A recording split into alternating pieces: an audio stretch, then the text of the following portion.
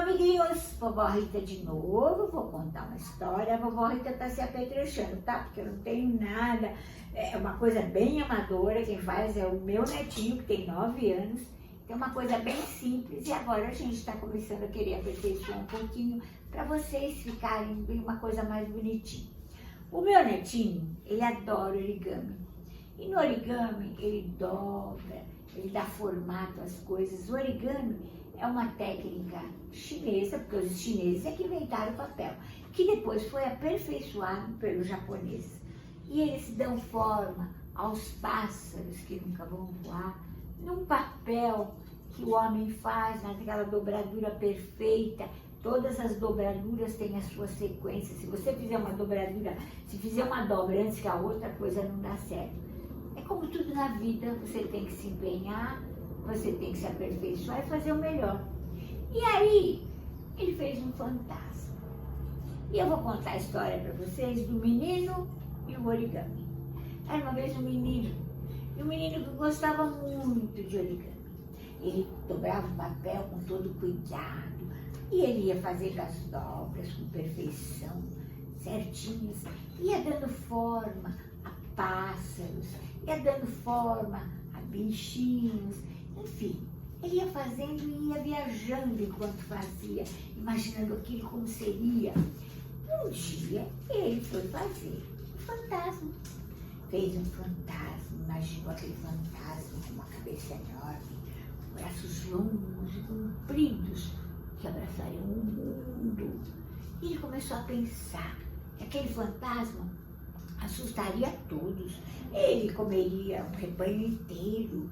Nossa, ele comeria até bois e vacas se tivesse por perto. Era um fantasma muito malvado. Ele era contra as crianças, os homens. E ele imaginava o fantasma dele e foi fazendo, imaginando as piores maldades que aquele fantasma poderia fazer. Mas ficou todo orgulhoso porque o fantasma ficou muito bom. Ao dormir, levou o fantasma atrás, na cama, colocou na cabeceira e ficou olhando. Até que a mamãe entrou e falou: opa, vamos apagar a luz, está na hora de dormir. E de fato apagou a luz. Quando apagou a luz, o menino fechou os olhos e começou a imaginar aquele fantasma horroroso do lado da cama dele. E ele tão fraquinho, com aquele fantasma do lado. Aquele fantasma que comia ovelhas, comia lobos, que fazia tantas maldades. E aquilo foi crescendo. De repente, quando ele viu, o fantasma estava do tamanho do quarto dele. E aí ele, assustado, no canto, começou a gritar. Gritou, papai e a mamãe vieram correndo abrir a porta. O que foi?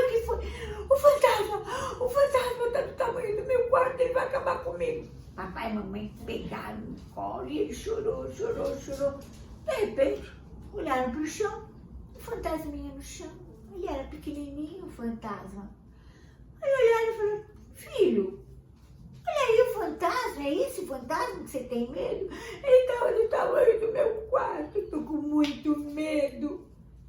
Papai e a mamãe acalmaram a criança, pegaram o fantasma, levaram para a sala.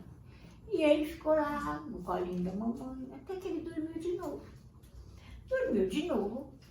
No dia seguinte, acordou, entrou na sala, porque se arrumou correndo para ir para a escola, ia tomar café, ia para a escola. Quando ele entrou na sala, estava lá o fantasma, em cima do móvel, olhando para ele, encarando ele, como quem diz: você me descartou? E ele olhou, aquele fantasma tão malvado, parecia tão pequeno agora, tão frágil, covarde, ele não fazia nada. Aí ele pegou o fantasma, jogou no chão, falou: fantasma, você está achando que você é o quê? E foi embora para a escola. Chegou lá, os amigos que faziam origami, cada um começou a contar o seu. E ele contou do fantasma dele, que o fantasma que ele tinha feito ficou enorme, ficou do tamanho do quarto dele, e que queria pegá-lo, e que ele corajosamente chegou e falou: não vai me pegar. Pegou o origami, levou para a sala e deixou lá o fantasma sozinho. Contou, e os amigos: nossa, jura? É, isso aí. Voltou para casa, pegou o fantasma, falou, você ficou bem legal, gostei de você, fantasma. E à noite, pegou o fantasma e levou para a cama de novo. Apagada a luz, ele começou a imaginar o fantasma. Ele começou a imaginar o fantasma, começou a dar força para o fantasma, começou a dar um corpo para o fantasma, começou a fazer o comportamento do fantasma que estava comendo lobo, comendo ovelha, estava comendo tudo, boi, vaca, o que tivesse. E aquele fantasma com o escuro ficava mais forte e maior, e maior, e maior. De repente ficou do tamanho do quarto. E aí ele começou a gritar, pai, pai, pai, pai. Papai e mamãe vieram correr. O que aconteceu? O fantasma, ele vai me pegar de novo. Ele está do tamanho do quarto. O pai dele abaixou, pegou aquele fantasma e falou, Pedro, é disso que você tem medo? Você não tem vergonha?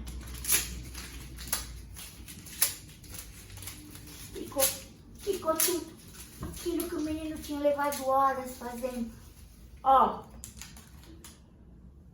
o menino olhou. Por que você fez isso? Para mostrar para você, meu filho. Isso é um pedaço de papel. Piquei ele. Cadê o fantasma? Acabou. Ah, você não precisava ter picado. Mas eu piquei porque ele era mais forte que você. Uma coisa tão vazia, sem nada, um papel.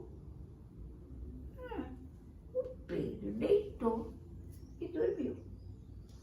No dia seguinte ele levantou, se arrumou, correndo para ir para a escola, chega na sala. Cadê o fantasma? Cadê a criação dele? Ele tinha feito aquele fantasma. Ele era forte por causa dele, ele tinha dado força para aquele fantasma. E de repente, por causa da covardia dele, do medo dele, acabou com o fantasminha dele, que era tão lindo. Aí ele foi para a escola, não tinha mais o que contar. Os amigos mostraram tudo o que tinha feito, mas o fantasminha dele não era mais nada. Era um monte de papel picado. E aí ele viu como aquele fantasma era importante, porque se ele era malvado, ele tinha feito ele assim. Se ele comia os bichos, ele tinha imaginado isso.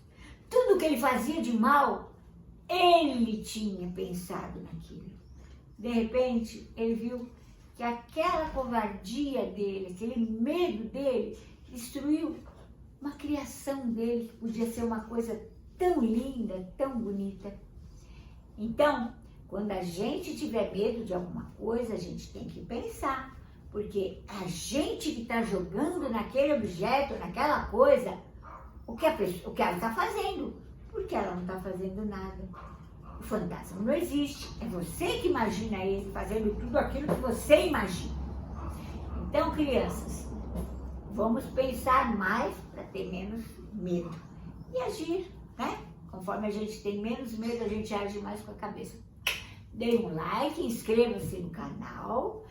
Um beijo forte. Se quiserem alguma historinha, peçam para a vovó. Tchau!